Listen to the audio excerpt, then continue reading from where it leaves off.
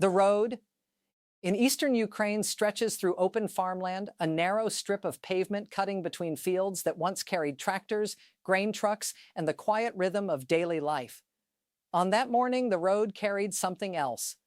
The low vibration of armored vehicles moving somewhere beyond the distant tree line.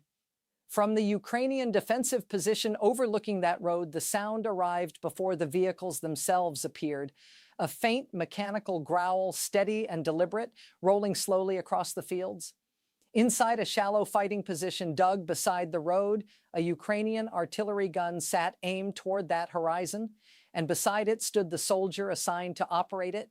She was a Ukrainian gunner positioned along a section of the front line where the road had become one of the most important access routes in the area. If armored units reached that road and moved freely along it, the pressure on nearby Ukrainian positions would grow quickly.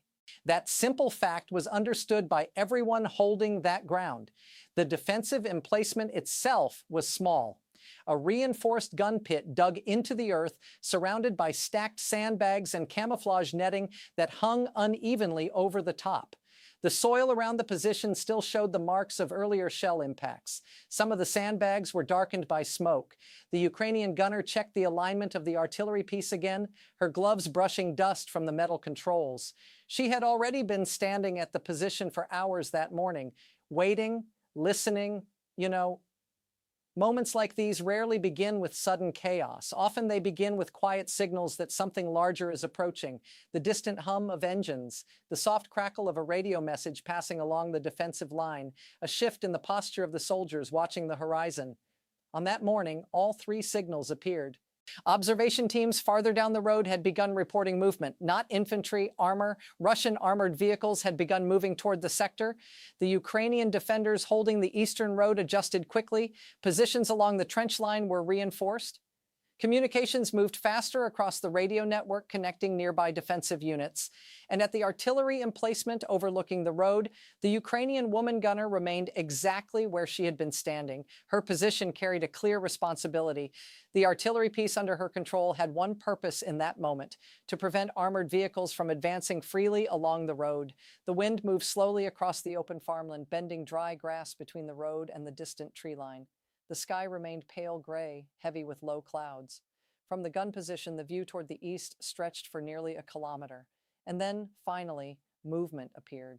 At first, it was only dust rising above the tree line, a thin cloud drifting upward behind dark shapes still hidden among the trees, but the sound grew louder, metal tracks grinding against dirt, engines pushing forward, Russian armored vehicles were approaching the road. Inside the gun position, the Ukrainian gunner adjusted the sight again, her eyes steady as she tracked the emerging shapes.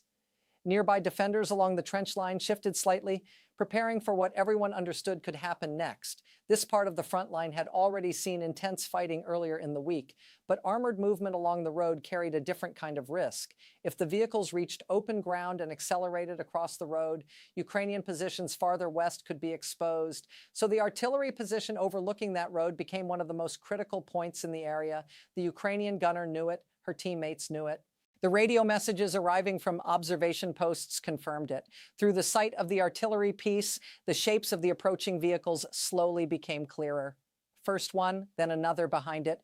Russian armored vehicles advancing toward the road. The wind shifted slightly, carrying the deep rumble of engines directly toward the Ukrainian position. Dust followed behind the moving vehicles, rising in long trails across the dirt track leading from the tree line. The Ukrainian gunner remained steady beside the artillery controls. The rest of the defensive line watched. No one spoke loudly. Frontline communication becomes very quiet during moments like this. Short radio confirmations, hand signals between soldiers, small adjustments to equipment, and the steady focus of the person responsible for the weapon aimed directly at the approaching threat. The distance between two forces on a battlefield can shrink quickly once armored vehicles begin moving. What appears far away on the horizon can arrive within minutes. And that was exactly the situation unfolding along the eastern road. The Ukrainian artillery piece stood ready. The gunner adjusted the elevation slightly. Her posture remained calm. The rumble of Russian armor continued growing louder. From the trench line nearby, one Ukrainian defender looked toward the gun position and then back toward the road. No words passed between them, just a brief nod, because everyone in that moment understood what the next few minutes could determine. whether the road remained in Ukrainian control, or whether Russian armor would break through that stretch of farmland. The Ukrainian gunner kept her eyes fixed on the advancing vehicles, her hands steady on the equipment. The first armored vehicle reached the edge of the tree line. Dust drifted across the road ahead of it. The gun position remained silent for one final second. Then the moment arrived, and in the quiet tension before the first shot, the Ukrainian gunner spoke just a few calm words to the soldier standing beside the ammunition crate. "We hold the road." The artillery piece remained aimed down the long stretch of pavement. The engines of the approaching armor continued to grow louder, and the defensive line along Ukraine's eastern road prepared to hold its ground. The first movement of the artillery controls was small, almost quiet. From the outside, it would have looked like nothing more than a slight adjustment of the gun barrel. A few careful degrees shifted toward the road where the armored vehicles were now beginning to emerge from the tree line, but inside that gun position, every movement carried weight. The Ukrainian woman gunner leaned slightly toward the sight, her gloved hand steady against the metal frame as she tracked the leading vehicle. Dust still followed behind the Russian armor, drifting across the narrow path that connected the tree line to the road itself. The distance between the advancing vehicles and the Ukrainian position was closing slowly, and along the trench line beside the road, the defenders watched without raising their voices. You know, the moment before an artillery position opens fire can feel strangely still. It's not silent. Engines are moving. Metal tracks grind against soil. Radios whisper short messages across the line. But there's a pause in human movement, everyone waiting for the first shot. Inside the gun pit, the Ukrainian gunner confirmed the range one more time. The soldier beside her moved a shell from the crate, placing it within reach. Their coordination was practiced, deliberate, no wasted motion. The armored vehicles continued forward. One of them reached the edge of the road, another followed behind it, partially hidden in the dust. From the Ukrainian trench line, the dark outlines of the vehicles were now clearly visible between the rising clouds of dirt. The engines sounded louder here, closer. The Ukrainian gunner's voice remained steady as she gave the final readiness signal to the soldier assisting with the ammunition. Then the artillery piece fired. The explosion echoed sharply across the open farmland, the force of the shot pushing smoke outward from the barrel. The recoil shifted the weapon slightly backward inside the sandbag-lined pit. For a moment, the sound rolled across the fields like thunder. Then the smoke began to drift away. Down the road, the shell struck near the leading armored vehicle. Dust and debris rose violently into the air around it. From the trench line, several Ukrainian defenders leaned forward slightly to observe the impact.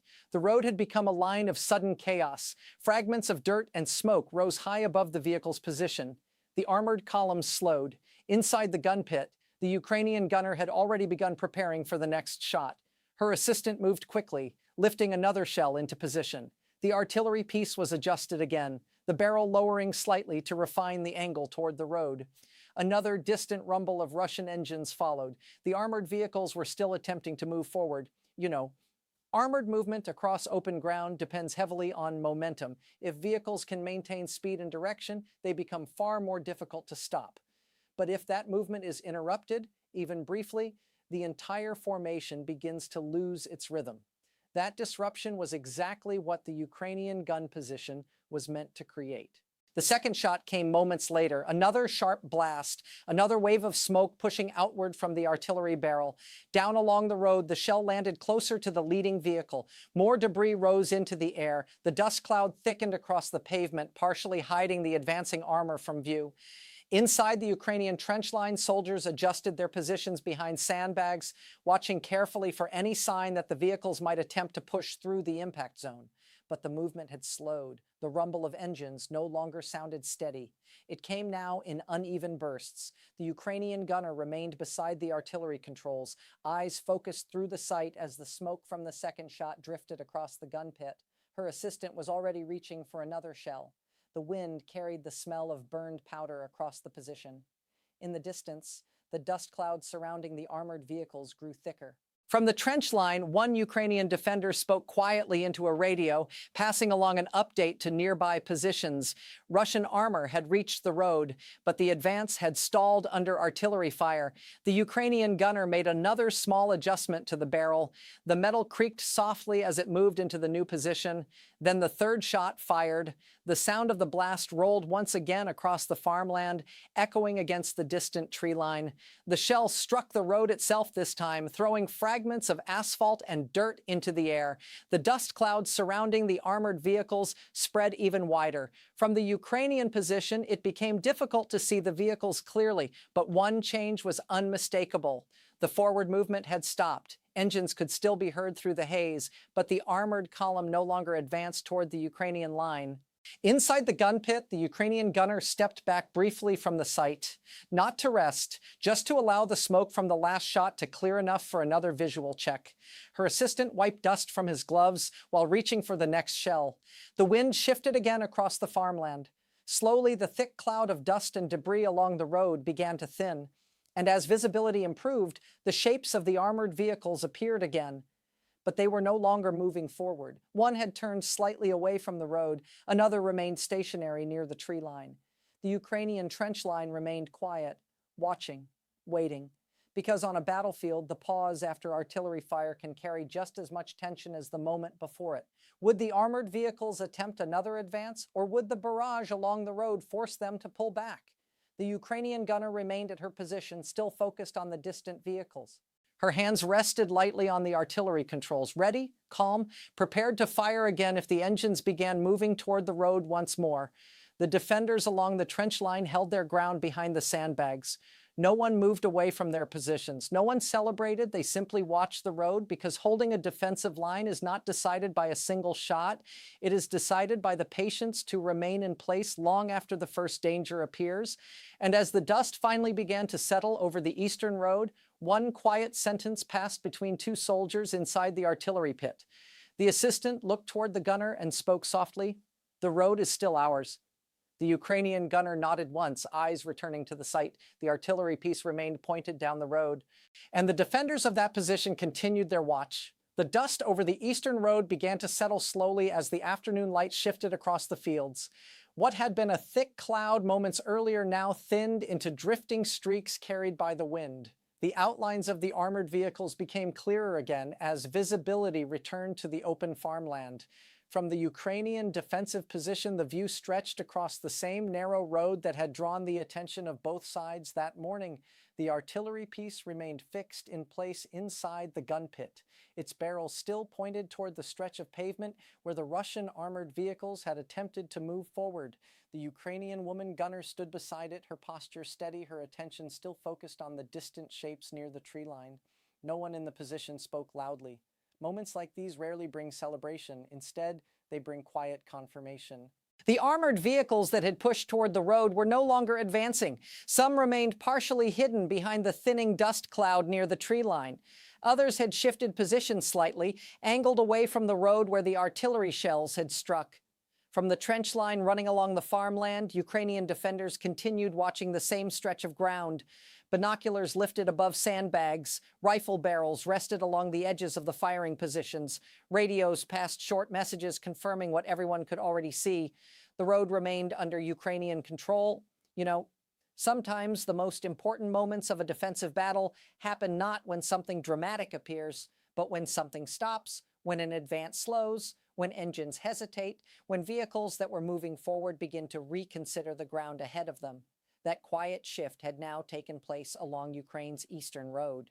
The artillery fire from the gun position had done exactly what it was meant to do: interrupt the advance, break the rhythm of movement, force the armored vehicles to stop before reaching open ground. Inside the artillery pit, the Ukrainian gunner moved carefully around the weapon, checking the alignment one more time. Her assistant remained beside the ammunition crate, ready but no longer rushing to load another shell. The atmosphere inside the position had changed slightly, not relaxed, but steadier. The immediate pressure of the advancing armor had eased.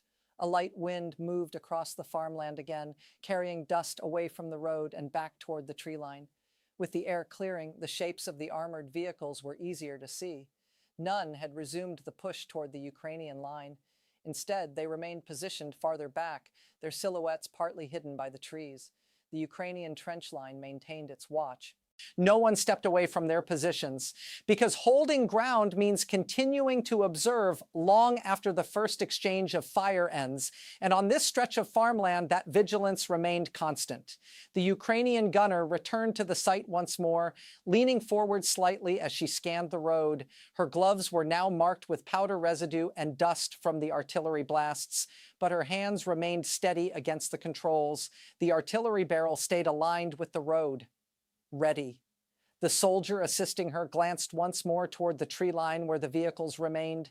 Then he looked back toward the road itself. For several minutes, neither spoke.